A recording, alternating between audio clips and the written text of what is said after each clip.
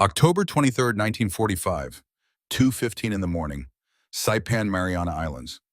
The basement door exploded inward. American boots, heavy, deliberate. The sound of wood splintering echoed through darkness like bones breaking. Inside, pressed against concrete walls, slick with condensation and fear, 47 Japanese women gripped their weapons, broken chair legs, mess kit spoons filed to points on stone, twisted pieces of rebar scavenged from bombed buildings. Not much, but enough to die fighting, enough to avoid what came next. They had rehearsed this moment in whispers, planned it during long nights hiding in ruins. Each woman knew her role. First row attacks, second row follows, third row uses the chaos to end themselves quickly. Better that way, better than what the propaganda films had shown them, better than dishonor. Amiko Hayashi stood at the front, 34 years old. Head nurse before the world ended. Mother to a daughter named Yuki, who was 7 years old and loved drawing flowers and would never see her mother again. Wife to a soldier who was probably dead in some Chinese field, his body unburied, his name forgotten. She held 2 feet of iron rebar. Rust flaked off in her palm. The weight felt wrong, too light for what it needed to do, too heavy for what she could manage with a damaged knee. But it was what she had. It was all any of them had. The flashlight beams cut through the darkness like judgment itself, bright, blinding. Emiko squinted, raised the rebar. Behind her, 46 women raised their own pathetic weapons. Some cried, some prayed, most simply stood, silent, accepting. This was death. This was the moment propaganda had promised. The moment when American demons would reveal their true nature. When captured Japanese women would understand why suicide had been the better choice. But the Marine at the front lowered his flashlight, 22 years old maybe. Baby-faced, Midwest farm boy features. Wholesome, the kind of young man who should be harvesting corn, not leading soldiers into basements full of desperate enemies. He spoke, English, calm, almost gentle. The tone of someone giving directions, not orders. The voice of someone uncomfortable with what he was doing, but doing it anyway because duty demanded it. A second man stepped forward, older, Japanese features, a Nisei translator, Japanese-American, caught between 2 identities, 2 impossible worlds, wearing an American uniform but speaking Japanese like it hurt his throat. He translated 5 words, 5 impossible, incomprehensible words that made less sense than surrender itself. Ma'am, we're here to help. Help, the word landed like a bomb, exploded in the space between enemy and prisoner, between expectation and reality, between what they knew and what was happening. Help made no sense. The enemy didn't help, Americans didn't offer assistance, demons didn't bring aid. This was strategy, psychological warfare. Make them lower their weapons, make them trust, then strike. But the Marines weren't carrying rifles, medical kits, canvas bags with red crosses painted on them, canteens of water that sloshed when soldiers moved, folded blankets, stretchers, bandages visible in open packs, the tools of healing, not killing. The young corporal gestured toward the supplies, spoke again through the translator, his voice steady, professional, like he was checking off items on a list rather than negotiating with armed enemies. We have water, food, medical treatment. The war is over. You are prisoners now. Geneva Convention applies. We're taking you to a facility for processing. Geneva Convention, Emiko knew the term, international agreement about prisoner treatment. Japan had signed it years ago but never followed it, never ratified it. The Japanese military taught that surrender was disgrace worse than death, that prisoners deserved nothing because honorable soldiers didn't become prisoners. But America followed the convention, even when their enemies didn't, even when it made no strategic sense, even when mercy cost more than cruelty. Emiko didn't know this. She only knew that the Americans in front of her looked exhausted, uncomfortable. One was sweating despite cool basement air. They looked like men who wanted to be home, who were tired of war, who would rather be anywhere else. They didn't look like demons, and that was more terrifying than any violence could be. Because if they weren't demons, then what did that make the propaganda? What did that make 4 years of war? What did that make the cyanide capsule still hidden in Emiko's collar, waiting to be used? She lowered the rebar, slowly, hands shaking so badly the metal vibrated. She raised her palms, international gesture of surrender. Behind her, 46 women did the same. Weapons clattered against concrete. The sound echoed like everything they'd believed falling to pieces. The Marines moved forward carefully.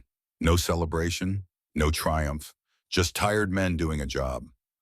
One knelt beside a woman too weak to stand, checked her pulse, called for the medic.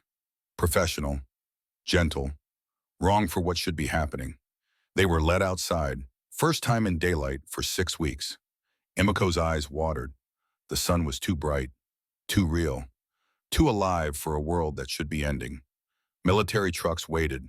Green, canvas covered, wire mesh over windows, prison transport.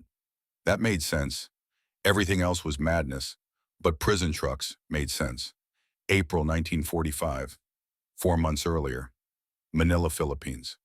The propaganda film flickered against white sheets hung on the barracks wall.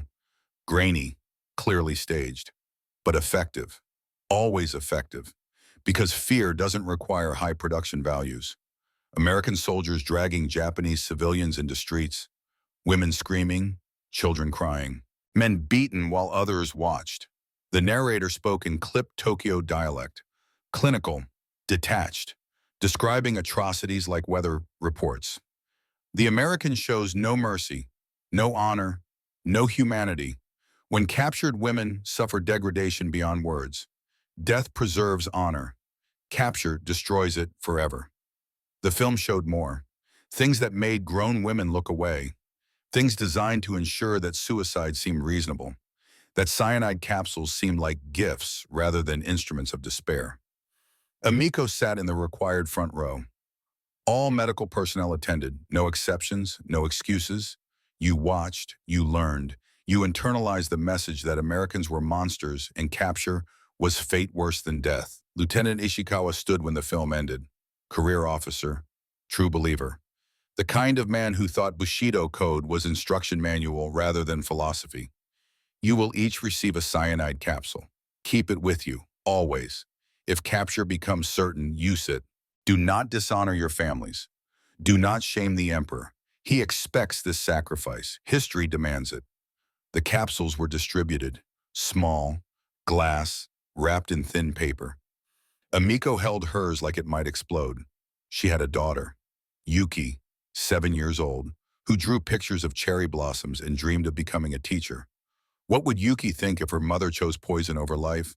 But what would Yuki think if her mother was captured? Defiled, destroyed, Emiko hid the capsule in her uniform collar, sewed it into a seam where she could reach it quickly.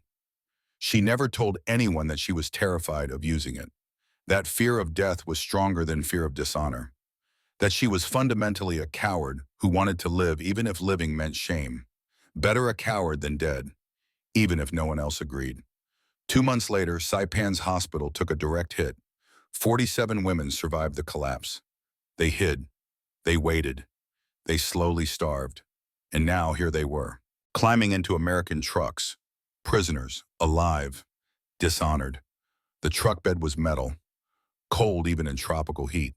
47 women packed onto benches along the sides. Canvas overhead blocking most of the view. But through gaps in the fabric, Emiko could see. Buildings standing, intact, windows with glass, doors on hinges, roofs that didn't leak. No bomb craters, no rubble, no skeletons of burned structures. Saipan had been battlefield 3 months ago, the entire island devastated by combat, but Americans had already rebuilt. Roads cleared and graded, power lines strung, street signs posted, the machinery of occupation humming efficiently. The truck passed through what looked like a small town, American military everywhere, walking, talking, laughing, normal human behavior, the routine of peace rather than war. And civilians, actual civilians, a woman carrying a basket, 2 children playing with a ball, a man on a bicycle, living as if war had never happened. As if death hadn't covered this island like fog just weeks ago. One child waved at the truck, actually waved, smiling, cheerful, as if enemy prisoners were ordinary rather than historic, as if Japanese women being transported to camps was just another Tuesday afternoon. Sakura Tanaka sat beside Emiko, 22 years old, radio operator before surrender. She had spent 2 years broadcasting propaganda to Japanese forces, telling them Americans were demons. That capture meant torture, that death was only honorable choice. Her voice had reached thousands, maybe tens of thousands, soldiers who heard her words and believed them, who chose death over surrender because Tokyo rose and voices like hers told them capture was worse than bullets.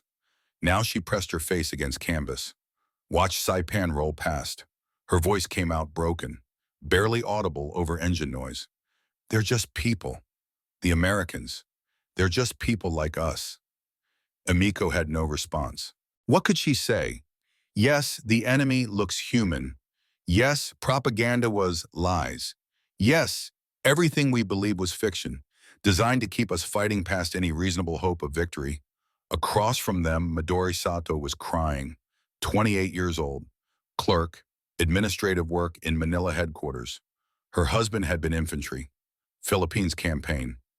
No word in 6 months. Probably dead in some jungle, his body never recovered, his family never notified. She had held together through the bombing, through weeks of starvation, through the terror of discovery. But seeing American normalcy broke her, because it meant the war was truly over. Japan had truly lost, and life continued whether she participated or not. The truck stopped after 20 minutes. Canvas flaps opened. Bright sunlight flooded in. The women squinted, raised hands to shade their eyes, climbed down one by one. 2 were too weak to manage alone. Marines helped them, hands supporting arms, gentle, careful, wrong for what should be happening. Camp Stoneman. The sign was in English but clear enough. POW facility. Barbed wire around perimeter. Guard towers at corners. Armed soldiers at intervals. But the guards looked bored. One read a newspaper. Another smoked, leaning against a post. A third tied his boot, completely unconcerned with enemy arrivals. An officer approached. Female, maybe 38, medical insignia, captain's rank. Her face was professional, not cruel, not kind, just businesslike. The expression of someone with a job to do and limited time to do it. She spoke. The translator relayed. I am Captain Helen Wright, Chief Medical Officer. You will be processed. Medical examination. Housing assignment. You are protected under Geneva Convention. This means rights, food, shelter, medical care, humane treatment. Is this understood? 47 women stared, understanding individual words but not their combination. Prisoners had rights. Enemies received care. This violated everything they knew about war, about defeat, about reality. Captain Wright continued, Japan surrendered October 2nd, 3 weeks ago. You are no longer combatants. You await repatriation. We follow international law. You will not be harmed. You will not be abused. Clear.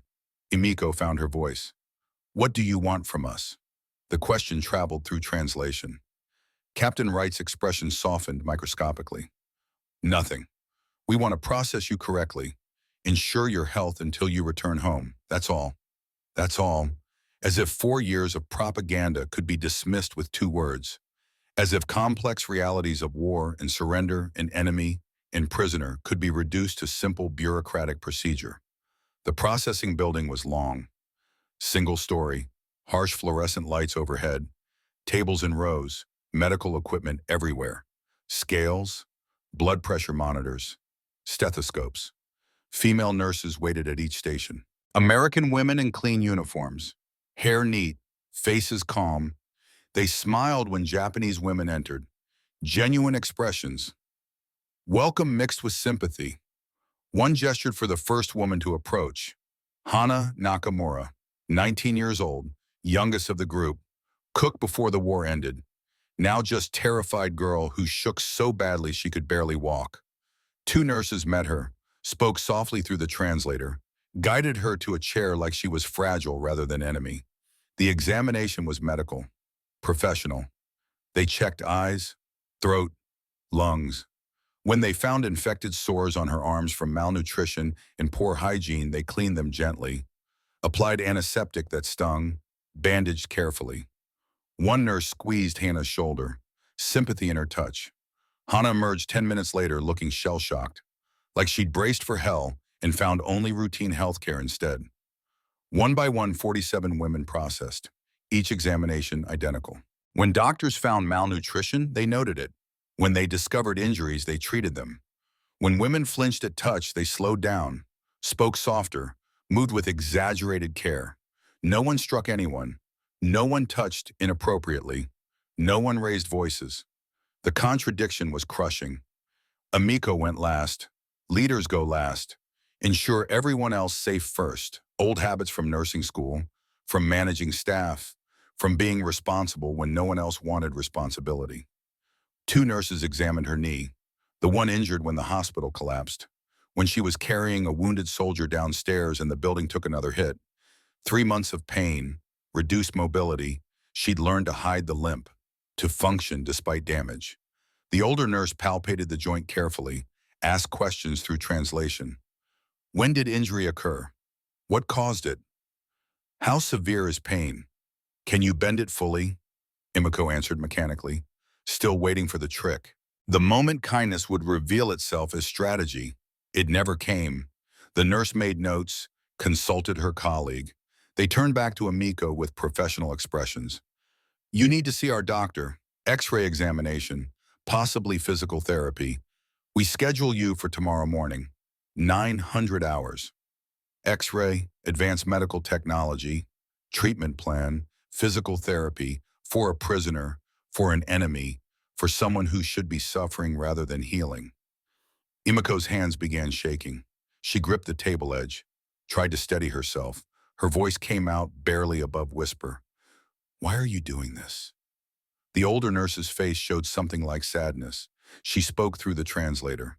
Because you're human, because you're injured, because we can help. Those are sufficient reasons. After processing came something that destroyed the last of Amiko's psychological defenses. Bathing facilities, large building, steam rising from vents, the sound of running water audible from outside. The women exchanged glances. What fresh nightmare was this inside metal tubs lined walls, filled with water, steam rising, hot water, real hot water, the kind they hadn't experienced in months, since before Saipan fell, since before everything collapsed. Soap sat on shelves, white bars smelling like flowers, lavender maybe, clean towels stacked nearby, female nurses supervising. No mockery in their expressions, just routine professionalism.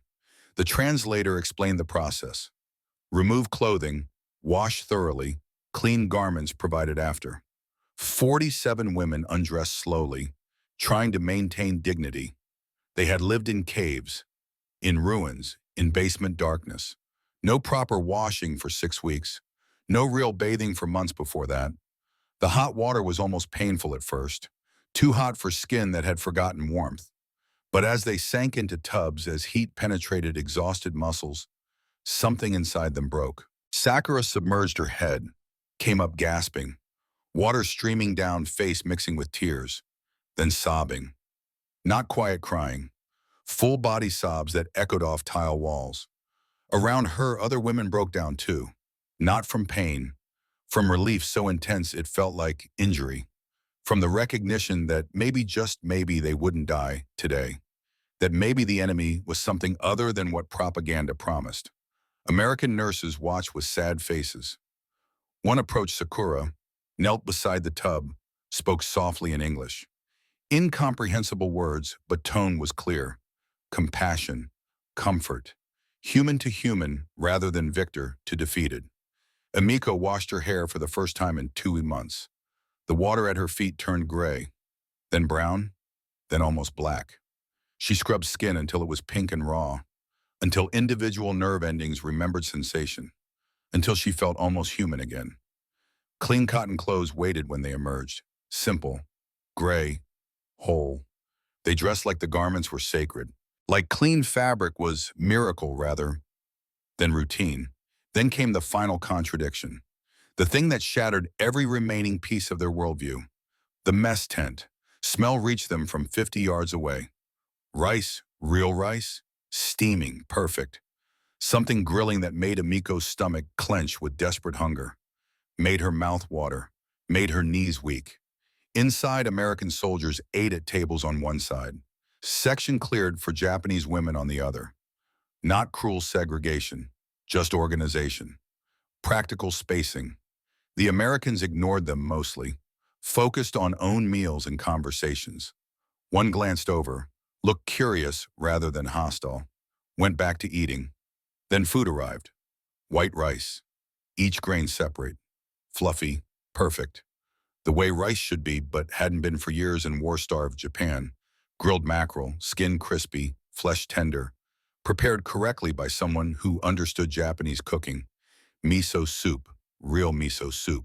Proper dashi, correct proportions. Traditional technique, pickled vegetables.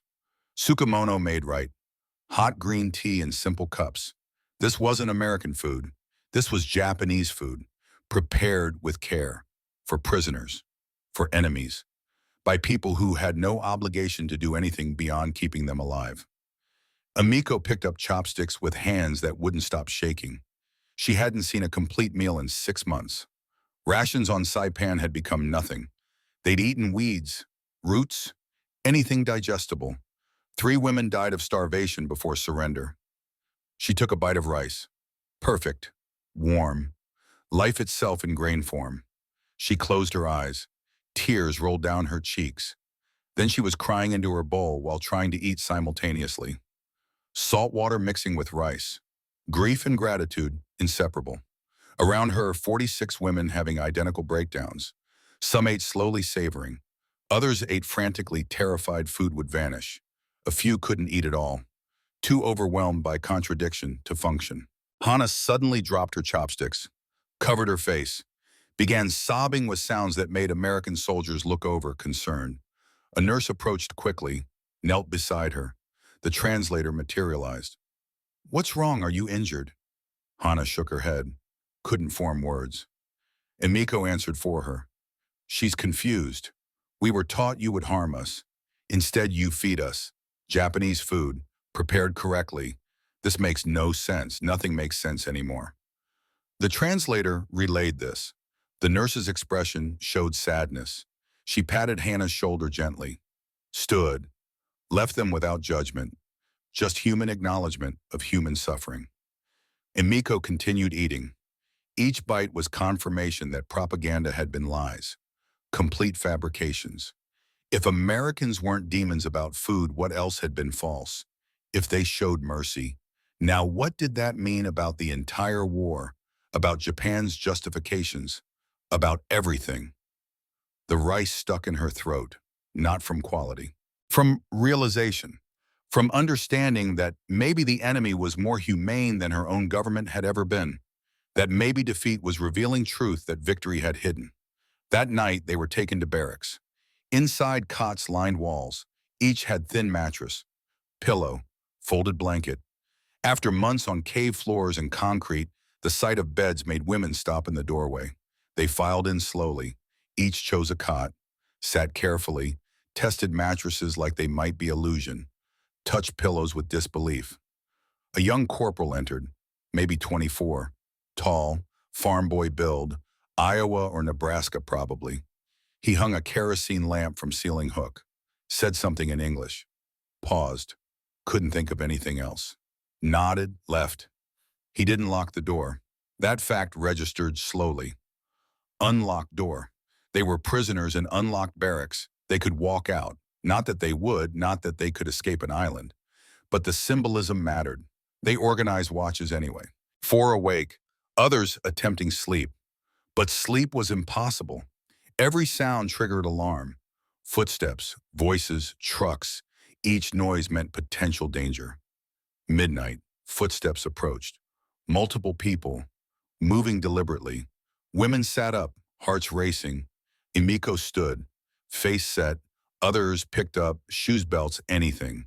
Prepared to fight if this was when kindness ended and brutality began. The door opened. 3 Americans. Two soldiers, Captain Wright, carrying bundles. Captain Wright spoke. Translator's voice followed. Temperature drops at night. We brought extra blankets and tea. They entered slowly, non-threatening, placed wool blankets on empty cots. One soldier had thermos and cups, poured hot tea, distributed to shaking buns. The translator spoke again. Sleep well. Then they left. Closed door quietly. No lecture, no demands, no conditions, just blankets and tea and concern for prisoner comfort. Long moment of stunned silence. 47 women frozen. Processing impossibility of what just occurred. Then Hannah laughed. Strange sound, hysterical edge, wrong for the moment, but also exactly right. Blankets, she said in Japanese. The enemy brought us blankets. Others began laughing too, sound mixing with crying. Bodies shaking with release of tension so profound it was almost violent. Not joy, not relief, something more complex. Recognition that everything they knew was wrong. That reality was stranger and kinder than propaganda allowed. That they were adrift in a world where enemies showed mercy and nothing made sense. Emiko wrapped a blanket around her shoulders. Thick, warm, smelling faintly of storage and American efficiency. She held her teacup with both hands. Felt heat penetrate palms. That night they slept. Not easily, not deeply, but they slept. Wrapped in enemy blankets, in enemy beds, behind enemy guards who brought comfort instead of pain. And in that sleep something changed. Some fundamental understanding shifted. The recognition that maybe they had been wrong. That maybe enemies were human. That maybe defeat didn't equal destruction. That maybe mercy existed even in war. That realization was more terrifying than violence. Because it meant rebuilding understanding of reality from foundation up. Questioning everything. Accepting that the America they feared was fiction and the America that brought blankets was real. Morning came eventually. Dawn over Camp Stoneman. 47 women woke to their first full day as prisoners of an enemy that refused to be demons. An enemy that insisted on treating them like human beings deserving of dignity. Whether they were ready for that truth or not, it was the truth they would have to learn to live with. Days became routine. Surprisingly, impossibly, the kind of sameness that makes even strange circumstances feel normal through repetition. Wake at dawn, breakfast, rice and miso soup, sometimes eggs, sometimes fish, always hot, always enough. Work assignments posted on barracks wall. Voluntary, always voluntary.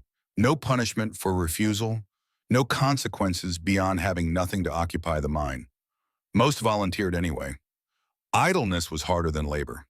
Gave too much time to think, to remember, to wonder about families in Japan who might be dead, about husbands who probably might be, about daughters growing up without mothers, about everything lost and nothing gained.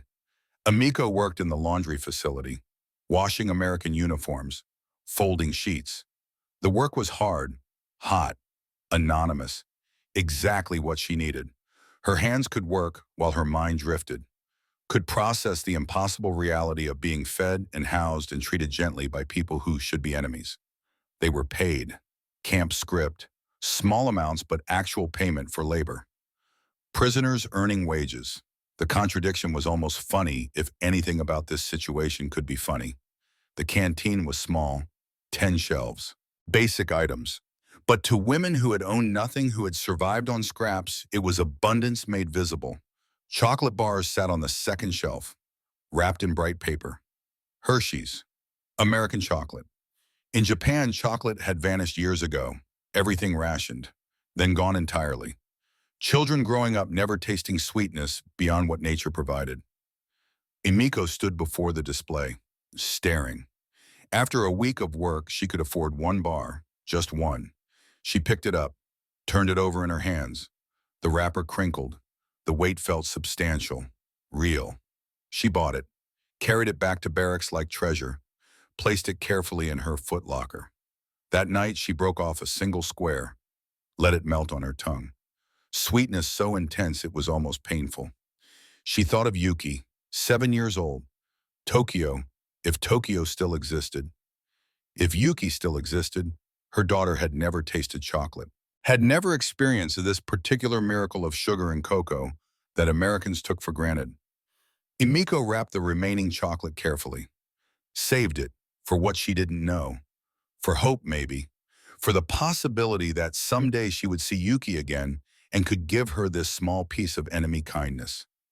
November 5th, 1945, medical facility, day 15 of captivity. Dr. Thomas Bennett stood in his office, 32 years old, Army surgeon, tall, serious, the kind of man who carried responsibility like a physical weight across his shoulders, competent, efficient, emotionally unavailable by design rather than nature. Captain Helen Wright entered without knocking. She never knocked. Formality wasted time, and Wright believed time was the most valuable resource in any military operation. "You've been avoiding the Japanese ward."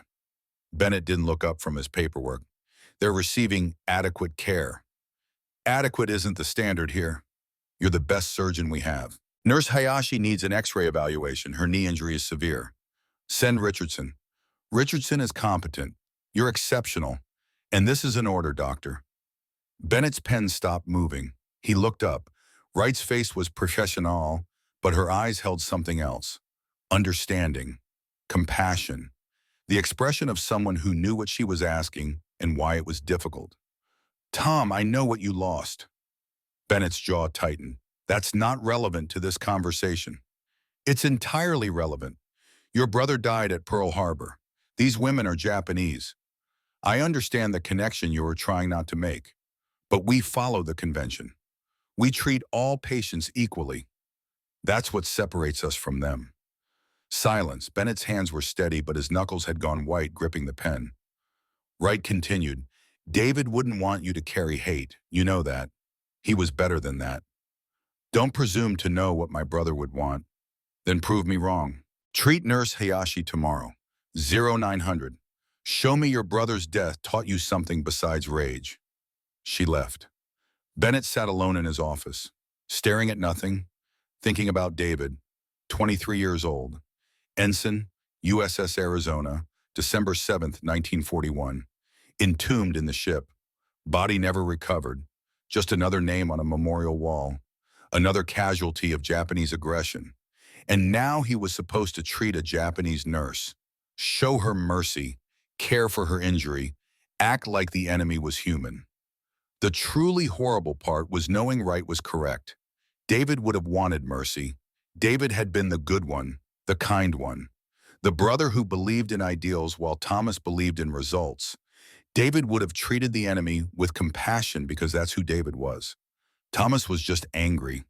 4 years of anger, 4 years of wanting revenge, 4 years of watching wounded Americans return from Pacific theaters with stories of Japanese brutality, of prisoners starved and tortured, of death marches and labor camps, of systematic cruelty that made Geneva Convention seem like naive fantasy. But Wright had given an order. So tomorrow at 900 hours, Thomas Bennett would examine a Japanese nurse's knee and try to remember that medicine had no nationality, that his oath demanded he heal regardless of uniform, that David would have expected nothing less. He just wasn't sure he could do it without hating himself after. November 6th, medical facility, 0900 hours.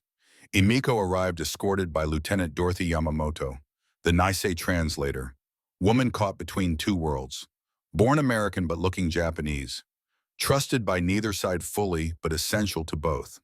Dr. Bennett was waiting, professional mask firmly in place, no emotion visible, just clinical efficiency. He gestured to the examination table, spoke to Yamamoto. "Tell her to sit, remove the shoe on her left foot. I need to examine the knee." Yamamoto translated. Emiko complied. Her movements were careful, betraying pain she tried to hide.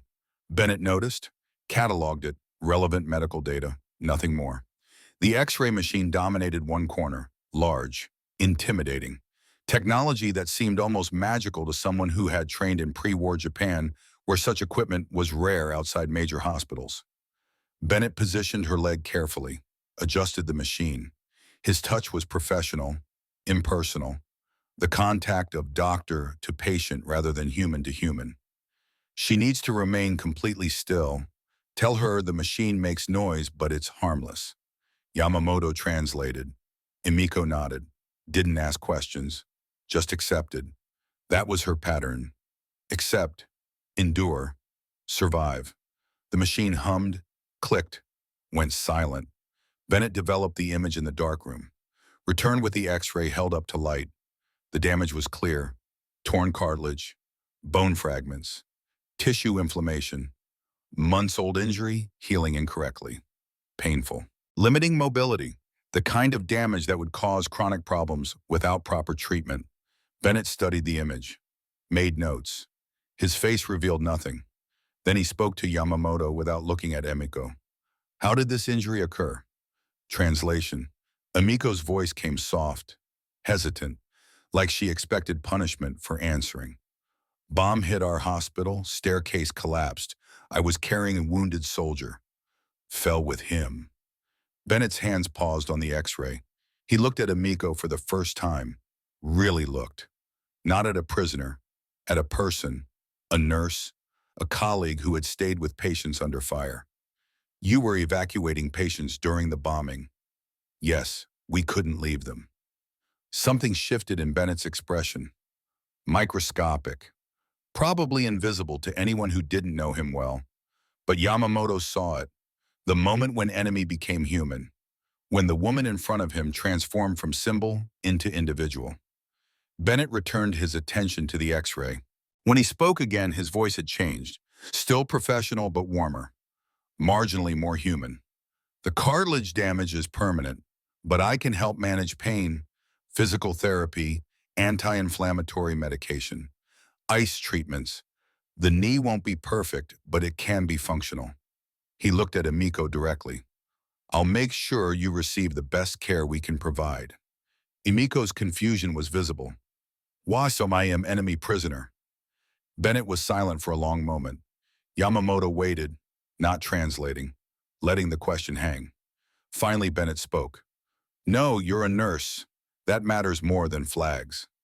After Emiko left, Bennett sat alone with the X-ray, stared at the image of damaged joint, thought about a woman who stayed with patients during bombing, who carried wounded soldiers while her own knee was destroyed, who did what he would have done, what David would have done. The enemy was human. The realization was unwelcome, complicated, made everything harder. Because hating symbols was easy. Hating people who showed courage and compassion was impossible. He hated that Emiko had made him see her as human, hated that his oath demanded he treat her with care, hated that David's memory made mercy necessary rather than optional. But most of all, he hated that some part of him, some part he didn't want to acknowledge, was glad the enemy had turned out to be human after all. Camp life continued, routine deepening, making the strange familiar through repetition. No letters arrived from Japan, no news of families, cities, the war's aftermath. The women existed in information vacuum, knowing only what Americans told them through translators. Japan surrendered. Your country is occupied. Emperor spoke on radio, facts that felt fictional, impossible. Japan had never been occupied in history, never surrendered, never heard the emperor's voice. Sakura kept a diary, wrote every night by lamplight. Japanese characters flowing across paper, recording contradictions.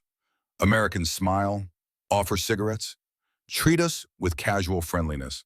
How can we hate kindness, but how can we accept it without betraying everything we believed? Emiko wrote letters she couldn't send. To Yuki, to her daughter who might be dead, who was probably alive but unreachable. Dear little flower, I don't know if you will ever read this, but I want you to know. The enemy is not what we were taught. They are people, complicated, capable of cruelty and kindness, just like us. She kept these letters in her footlocker, next to the chocolate. Both symbols of hope, both probably futile, both necessary for sanity. Midori Sato's depression deepened. The clerk, 28, husband missing in Philippines. She stopped eating, stopped talking, just sat in barracks staring at nothing. Captain Wright noticed, arranged counseling. Even prisoners deserve mental health care. Small human moments accumulated. Corporal Daniel Foster, the Iowa farm boy, tried teaching English. Pointed at objects, Said words. Cup, chair, friend, Sakura repeated. Friend, Foster grinned. Yes, friend. The interaction left Sakura off balance for hours. Normal human connection with enemy felt like betrayal, but also felt necessary. November 20th, Recreation Tent, Week 7. Captain Wright arranged a film screening. Not Hollywood entertainment, newsreel footage, documentary material. Truth delivered in black and white images. Japan, post-war, post-bomb, post-surrender. Hiroshima appeared on screen. Or what had been Hiroshima, now just rubble. Ash. Shadows burned into walls where people had stood when the flash came. Survivors wandering through ruins, looking for family, for food, for any reason to continue living. Nagasaki, different geography, same devastation. Complete, total. The kind of destruction that seemed biblical, apocalyptic, cities erased in single moments.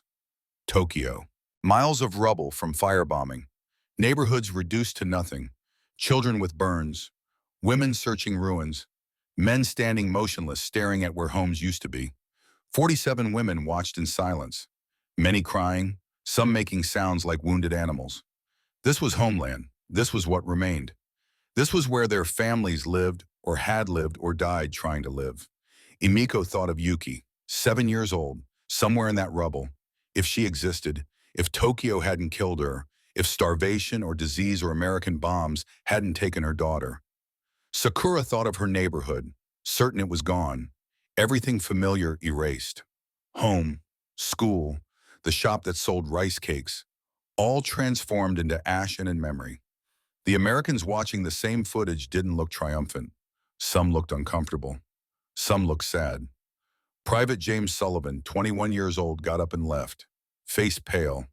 Couldn't watch anymore. Couldn't process the scale of destruction, even when it was enemy destruction. They weren't celebrating, weren't boasting, just showing prisoners truth. Reality of war's cost. What victory looked like when you won by destroying cities. After the film ended, Captain Wright spoke through Yamamoto. The war is over. Japan is being rebuilt. Aid is coming. Food, medicine, and construction materials. We are no longer enemies. We're trying to help heal what war broke. Simple words, complicated meaning. 47 women processing impossibility. Enemies becoming helpers. Victors offering aid. Nothing made sense, but it was happening anyway. That night, Emiko couldn't sleep. Lay in her cot staring at ceiling.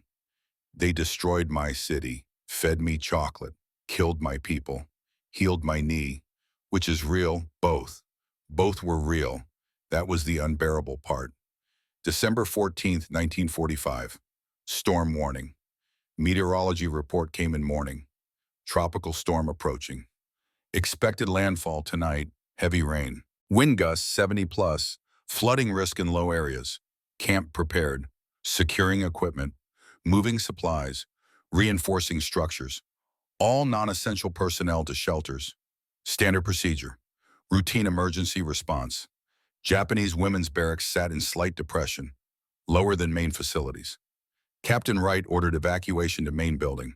Most moved quickly, but some were too weak, too sick, too depressed to care about survival. Midori refused to move, the clerk who had given up. Let the storm take me. Better than this. Emiko stayed with her, trying to convince her. You must come. Your husband might be alive. You might see him again. He's dead.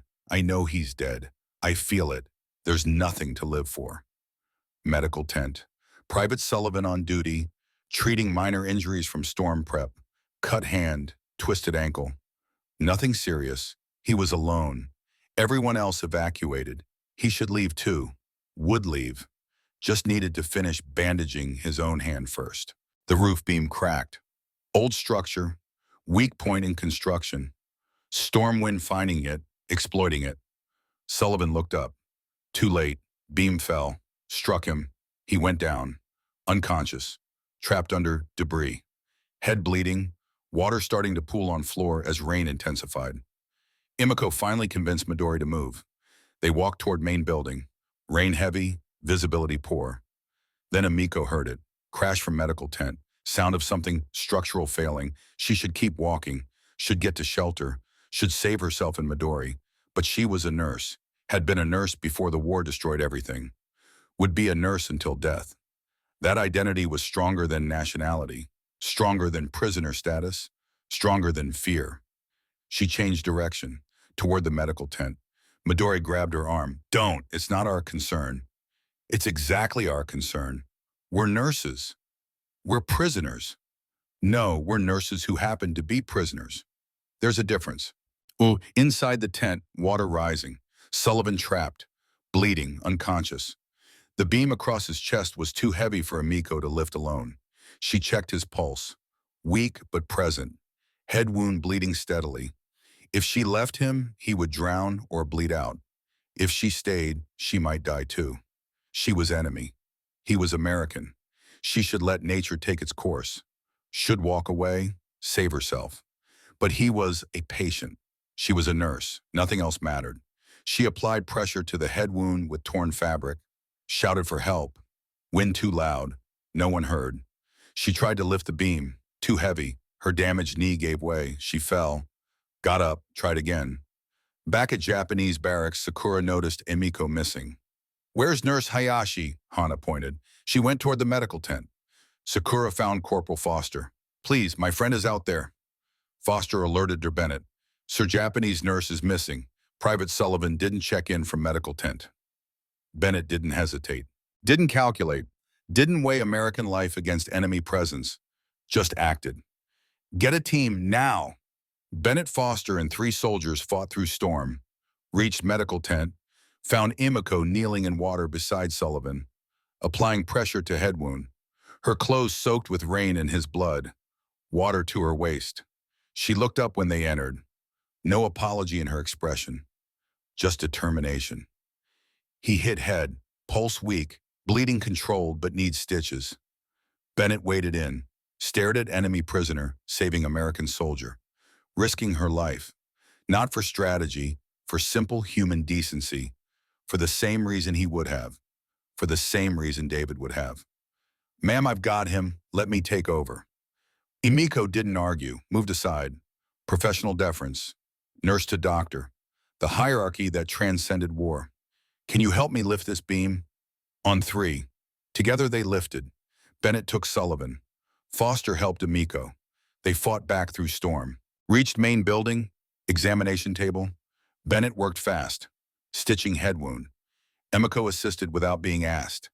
Handed instruments, anticipated needs, professional synchronization.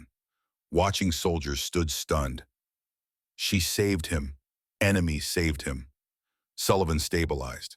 Bennett turned to Emiko. She was shivering, exhausted, knee clearly causing pain from the exertion. You risked your life for an American soldier. Why? Emiko's answer came through Yamamoto. Simple, direct. He was patient. I am nurse. Nothing else mattered. Bennett stared at her. This woman who did what he would have done, what his oath demanded, what David would have expected. Enemy and colleague weren't contradictions. They were both true. She was both true. Thank you. You saved his life. You would have done same. I'd like to think so, but I'm not sure I would have. For an enemy, you're better than I am. In that moment, Bennett understood. The enemy who killed David at Pearl Harbor and the nurse who saved Sullivan in the storm were different people. Hate and humanity could both exist, but he had to choose which one to honor. Had to decide what kind of man David's death would make him. He chose humanity, not because it was easy, because David would have expected nothing less. Next morning, storm passed. Sullivan woke, bandaged head, hospital bed, Captain Wright beside him. What happened? You were trapped. Japanese nurse found you, saved your life. Which one? Nurse Hayashi Emiko. Sullivan insisted on seeing her, brought in wheelchair. 47 women looked up when he entered. Sullivan spoke through Yamamoto. Which one is Nurse Hayashi? Emiko stepped forward, confused, nervous, expecting punishment maybe. Sullivan extended his hand. Thank you for saving my life. Emiko shook his hand. You're welcome. I'll never forget this. Never. That evening's special dinner. Captain Wright ordered extra rations, Recognition of heroism. Chocolate cake appeared. Rare treat, shared between Americans and Japanese. Lines blurring. Bennett sat near Emiko, spoke through Yamamoto. Your knee, how is it? Hurts, but I'm alive. Sullivan is alive. Worth it. Bennett took a breath. I need to tell you something. My brother died at Pearl Harbor, December 7th, 1941, USS Arizona. He was 23. For 4 years, I've carried hate for everyone who wore your uniform. Emiko listened silently. Last night you showed me something. You showed me people are bigger than uniforms. You're a nurse. That's your truth. I'm a doctor. That's mine. War made us enemies, but medicine makes us colleagues. Emiko's voice was quiet. I am sorry about your brother. Truly. War took many brothers. I cannot undo that pain. I know, but you showed me something David would have wanted me to see. That people are people. That choosing humanity over hate honors the dead better than revenge. He was a good man. He would have liked you. Silence. Understanding passing between them. Two medical professionals. Once enemies. Now something else. Not quite friends, but no longer foes. Something new. Something without a name, but with meaning nonetheless. Bennett extended his hand formally. Thank you, Nurse Hayashi, for Sullivan, for showing me what I needed to see. Emiko shook his hand. Thank you, Dr. Bennett, for my knee, for treating me like human, for choosing what your brother would have wanted. They sat together, not talking, just existing in shared understanding. That war creates enemies, but humanity creates something stronger. That the choice between hate and compassion is always available, always difficult, always worth making. Outside storm damage was being repaired. Inside something else was being rebuilt. Not structures, something more fundamental. The recognition that enemies were temporary, but humanity was permanent. That dignity mattered more than victory. That mercy was strength rather than weakness. 47 women slept that night warmer than before. Not from blankets, from understanding that maybe, just maybe, the world contained more good than they'd been taught. That Americans were capable of cruelty and kindness. Just like Japanese. Just like all humans everywhere. And that recognition, uncomfortable as it was, felt like the beginning of something. Not peace exactly, but maybe the foundation on which peace could be built. One act of mercy at a time. One choice to see humanity at a time. One doctor and one nurse deciding that medicine mattered more than flags. It was a start. Small, fragile, but real. And sometimes real is enough. December 20th, 1945, 5 days after the storm, 6 days before Christmas. The camp canteen was busier than usual. American soldiers buying last-minute gifts to send home. Cigarettes for fathers, chocolate for children. Small luxuries that meant connection across distance. Reminders that war ended and normal life waited somewhere beyond military service. Emiko stood before the chocolate display. Again, third time this week, staring at the bright wrappers like they held answers to questions she couldn't articulate. She had earned more camp script, could afford multiple bars now, could buy chocolate for everyone in her barracks if she wanted, could hoard sweetness against uncertain future. But she only bought one, same as before, carefully, reverently, like ritual rather than transaction. Corporal Daniel Foster was restocking shelves, noticed her standing there. Farm boy from Iowa with kind eyes and easy smile. He'd gotten comfortable around the Japanese women, stopped seeing them as enemy, started seeing them as people who happened to be on wrong side of history.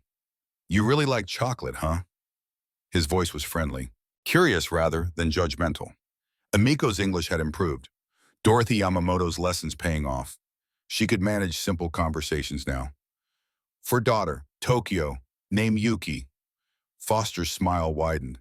You have a daughter. How old? Emiko held up 7 fingers, the universal language of mathematics transcending barriers of tongue and nation. 7. That's a good age. What's her name mean? Yuki means snow, also mean happiness. Flower name and different character. I hope she is happy. I hope she sees snow again. Foster's expression grew sad. I hope you see her again soon. I'm sure she misses you." Emiko nodded, couldn't speak. Throat too tight, she paid for the chocolate, carried it back to barracks, added it to the small collection in her footlocker. 3 bars now, saved for homecoming. Saved for the moment she could give Yuki first taste of sweetness in years. Could tell her daughter that American enemies became something else. That chocolate represented transformation. That night she wrote another unsent letter. "Dear Yuki-chan, I have chocolate for you. Real American chocolate. Sweeter than anything in our destroyed city. But more than chocolate, I have story. About enemies who brought blankets.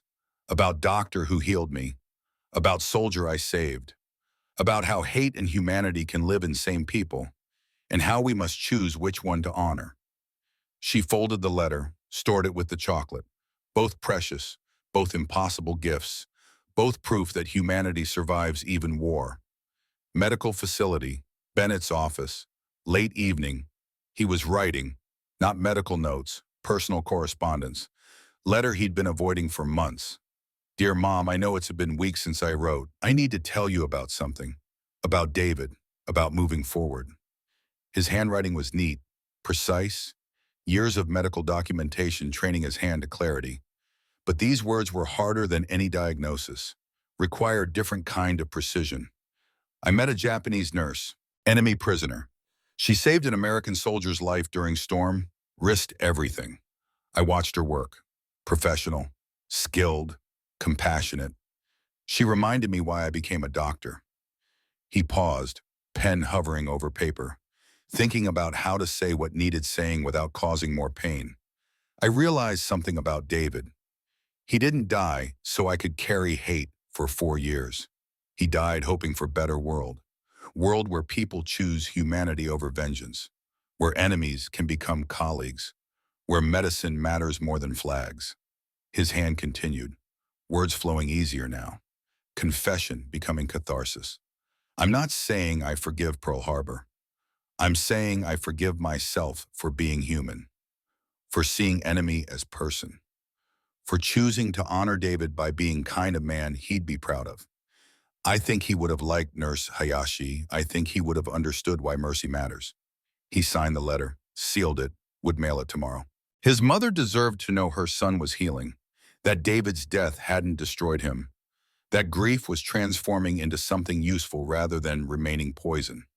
Bennett's routine changed, visited Japanese ward daily, treated patients personally, learned basic Japanese medical terms, itai for pain, daijoubu for okay, arigato for thank you, small words building bridges.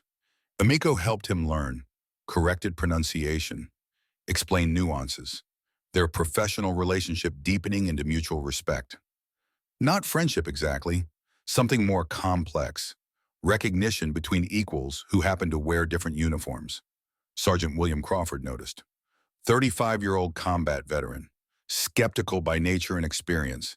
He'd fought across Pacific, seen Japanese brutality firsthand, struggled with the camp's humanitarian approach.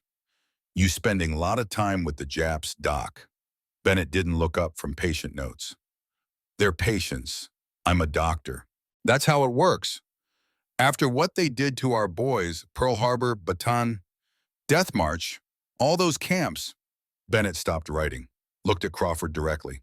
"After what we did to Hiroshima, Nagasaki, Tokyo firebombing, at some point, Sergeant, the math of revenge stops working. Someone has to choose different. Might as well be us." Crawford had no response. Never thought of it that way. The logic was simple but profound. Revenge was infinite. Mercy had to start somewhere. Why not here? Why not now? Slowly, Crawford's attitude shifted, started treating Japanese women with basic courtesy, called them by name instead of prisoner, held doors, said excuse me when passing. Small gestures, but small gestures accumulate, become culture, become new normal. January 15th, 1946. An assembly called. Prisoners required attendance. Captain Wright stood before 47 women.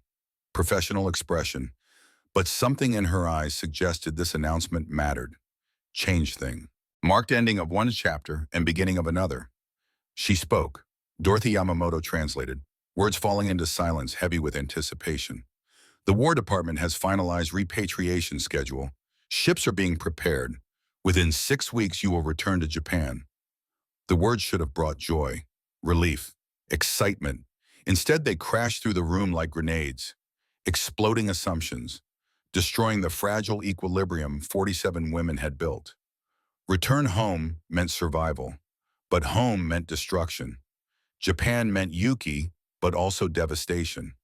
Safety meant leaving enemy camp that had become something else. Something without proper name, but with meaning nonetheless. Emiko felt her chest tighten, relief and grief mixing. She would see Yuki again. Maybe. If Yuki was alive, if Tokyo was survivable, if home still existed in any meaningful sense. But leaving meant abandoning this strange place where enemies had become humans, where Americans had shown mercy, where reality had proved more complex than propaganda allowed. Sakura turned to Emiko that night, both lying in their cots, speaking quietly in darkness. I should be happy, going home, but I'm scared. I know, I feel same. What if home doesn't exist anymore? What if family is gone? Here at least I know what to expect. At least I'm safe. Emiko had no answer. Same fears haunted her, same contradictions. Missing enemy camp felt like betrayal. But Yuki was there. Daughter was there. Home was there. Had to go back. Had to rebuild. Had to try. Preparation began. Women given travel supplies, clean clothes, toiletries, basic medical supplies. Each received care package, canned goods, chocolate, first aid kit. Captain Wright's voice was firm. For journey and arrival, Japan has little food now. This will help. Emiko realized Americans were providing for their families. Former enemies ensuring former enemies' loved ones had resources. Circle of kindness extending beyond camp. Beyond war, into future. She looked at her care package. 3 chocolate bars inside, adding to the 3 she'd saved. 6 total, enough to share. Enough to show Yuki and neighbors that Americans were capable of generosity. That victory didn't require cruelty. February 28, 1946. Last night in Camp Stoneman. No official ceremony plan. No formal farewell. Just people spending final evening together. Recognizing that something meaningful had happened here. Something worth acknowledging, even if no protocol existed for it. Corporal Foster brought his harmonica, played American folk songs. Oh, Susanna, Home on the Range. Songs about wide spaces and freedom and belonging. Some Japanese women hummed along, didn't know words but understood melody. Music transcending language. Gifts were exchanged. Unofficial. Spontaneous. People giving what little they had because giving mattered more than keeping. Sakura gave Foster origami cranes. 1,000 folded from paper over months. Each one a prayer for peace, each one a wish for a world without war. For you, for kindness. Foster held the paper birds carefully, like they were fragile, like they were precious. I'll keep these forever. Thank you. Midori, the clerk who had wanted to die in the storm, gave Sergeant Crawford embroidered handkerchief. Cherry blossoms stitched with borrowed thread. Weeks of work. Thank you for teaching me hope still exists. Crawford, gruff combat veteran, had tears in his eyes.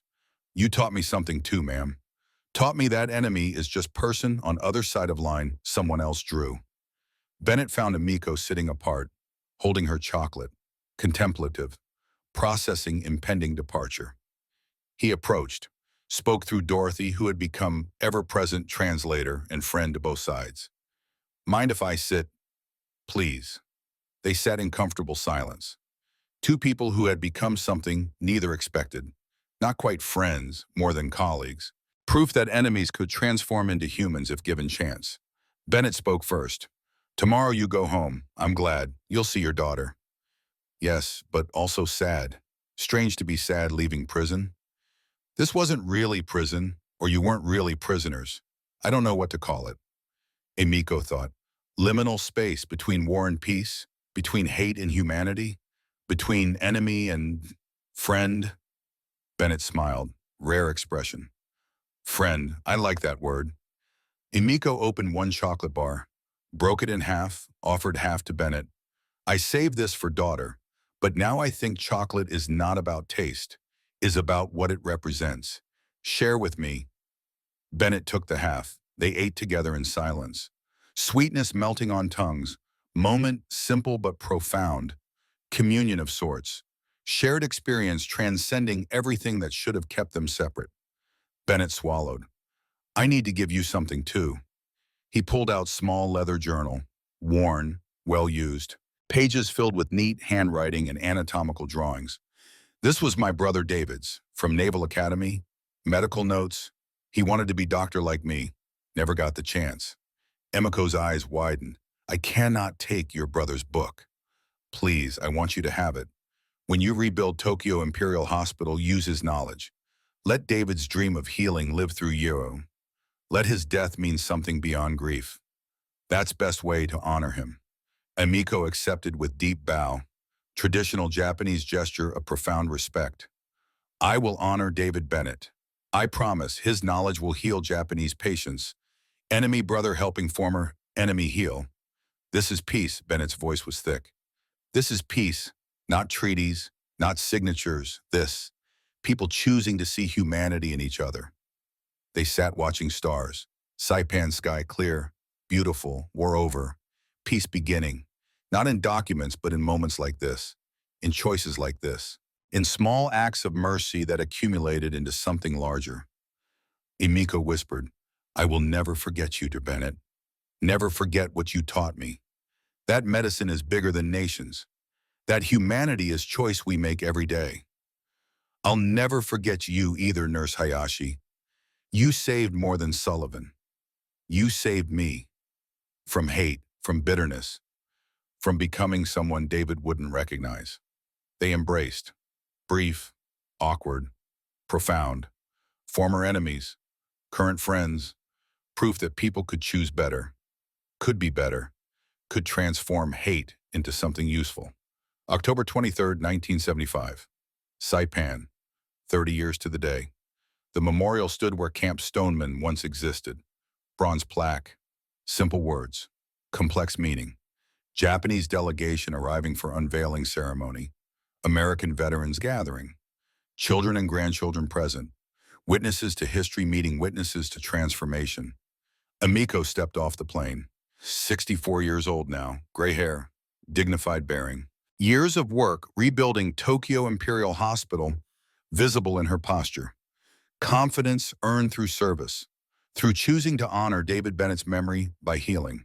Beside her walked Yuki, 37 years old, doctor like her mother, inspired by stories of American mercy, by chocolate given in prisoner camp, by enemies who became humans.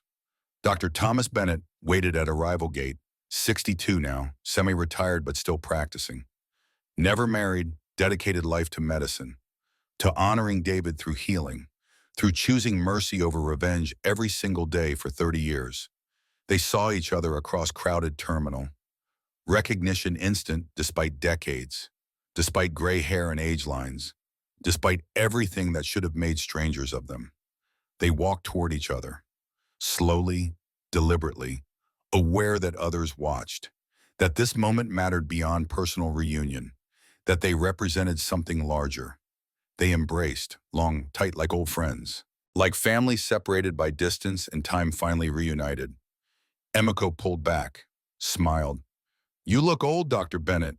Bennett laughed, real laugh. You look distinguished, Nurse Hayashi.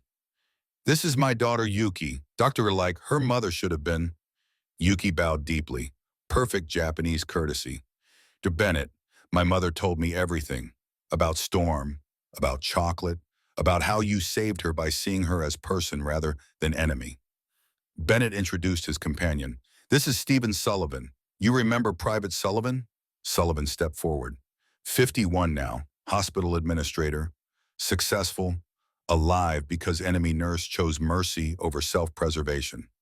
Nurse Hayashi, I've wanted to thank you properly for 30 years. Emiko's eyes filled with tears. You survived. You thrived. That is thanks enough. Because of you, I have wife, 3 kids, grandchild coming, all because you didn't leave me in that tent. Your hero. Emiko shook her head. not hero. Just nurse doing mom, same as I would do for anyone. Bennett's voice was soft. That's what makes it heroic. You didn't calculate, didn't weigh American life against Japanese safety, just acted, because that's who you are. The memorial unveiling drew crowd, veterans, civilians, families, people who remembered war, people born after it ended, all gathering to witness recognition of something important, something that needed remembering. The plaque read, "In memory of 47 Japanese women held as prisoners of war at this site October 1945 through February 1946, and in honor of American military personnel who, following Geneva Convention, treated these prisoners with dignity, medical care, and humanity." This site represents principle that how we treat those in our power defines our civilization. May future generations remember peace begins when we choose to see humanity in our enemies. Captain Helen Wright spoke first. 68 now, retired, but still carrying herself like commanding officer, still believing rules mattered. That mercy was strength. I enforced convention because it was right, not easy. Right. These women taught me that our enemies are not monsters. They're people caught in circumstances beyond control, people who deserve dignity, people who, given chance, show us best of humanity. Emiko spoke next, in English, fluent after 30 years of teaching Japanese students about American mercy. 30 years ago, I stood in basement with sharpened spoon ready to die. Marines brought medical kit, not rifle. That moment changed my life. Her voice carried across crowd, strong, clear. Everything I believed shattered. Everything I feared proved wrong.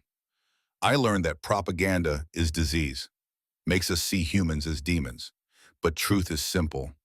We are all just people, capable of terrible things, capable of beautiful things.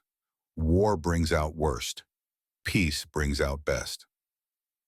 Dr. Bennett showed me medicine has no nationality. Corporal Foster showed me kindness has no enemy. Captain Wright showed me law matters even in war. They didn't owe me humanity. They gave it anyway because that's who they chose to be. Standing ovation. Americans and Japanese together. Proof that reconciliation was real. That time could heal if people chose healing. After ceremony, smaller gathering.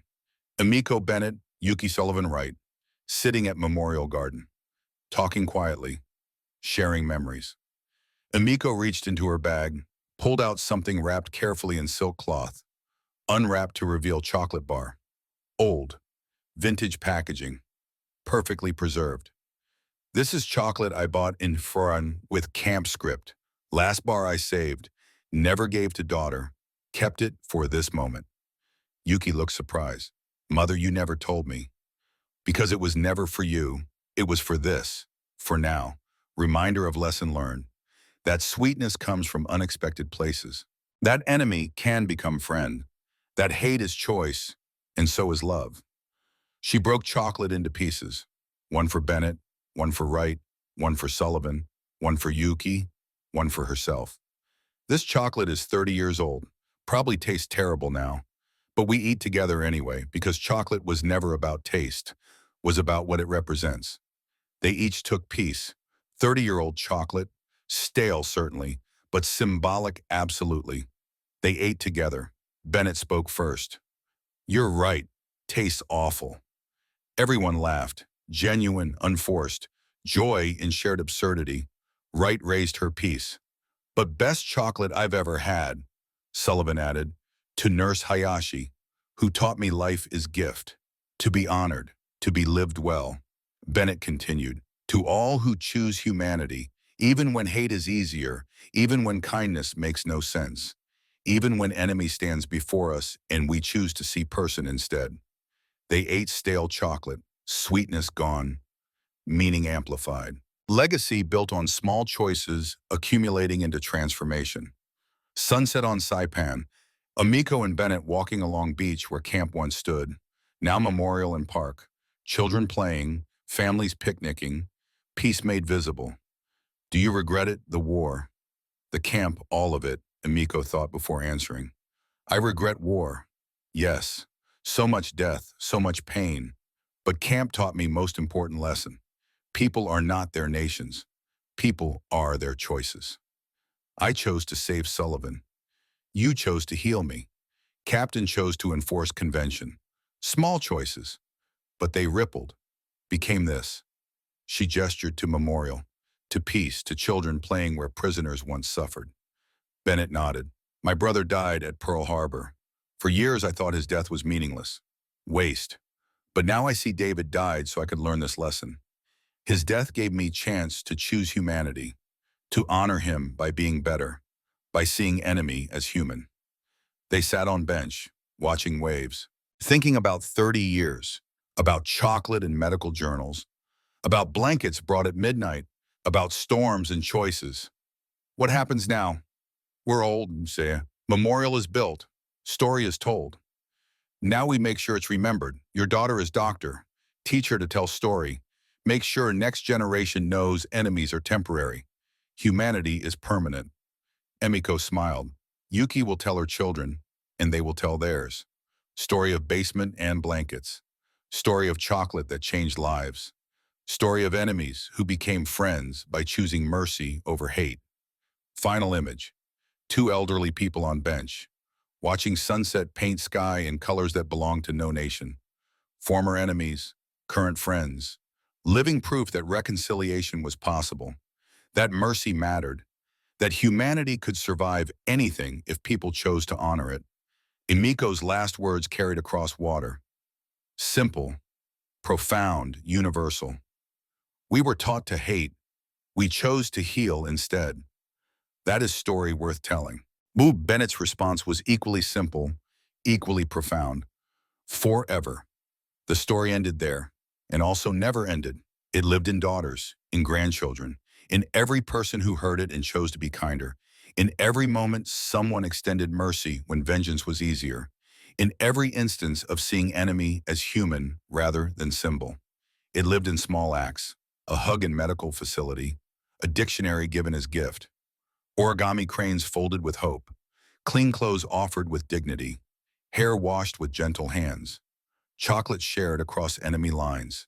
It lived in the lesson that winning war meant nothing if you lost peace, that true victory came not from crushing enemy, but from helping them stand. That measure of nation wasn't weapons but mercy, wasn't power but compassion. It lived in promise that we can always choose, hate or kindness, revenge or reconciliation, cruelty or compassion. The choice is always ours. The choice always matters. This was the story. This was the truth. This was what happened when 47 Japanese women stood with sharpened spoons, expecting death, and received blankets instead. When America responded not with cruelty, but with care. Not with punishment, but with patience. Not with hate, but with humanity. This was what happened when people chose to be better than circumstances required. Better than history suggested. Better than propaganda allowed. This was what happened when kindness broke hate, and the world was changed, one chocolate bar at a time, one medical examination at a time, one choice at a time, forever.